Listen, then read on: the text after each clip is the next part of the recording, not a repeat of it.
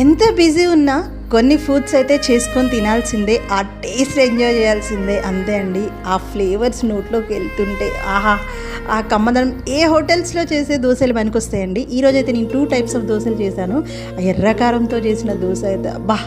దానికోసం అయితే ప్రొసీజర్ చూసేద్దాము. ఒక కటోరీ వాటర్ తీసుకొని ఆ వాటర్ని వేడి చేసి ఒక 5 మినిట్స్ అయితే ఒక 5 ఎండుమిర్చి వేసి సోక్ చేసి పెట్టేసుకోవాలండి. ఇంకొక సైడ్ అయితే వెల్లుల్లి, ఆనియన్, చింతపండు, ఉప్పు ఇవన్నీ వేసి మిక్సీ చేసుకొని మెత్తగా ఇలా గ్రైండ్ చేసి పెట్టుకోవాలన్నమాట.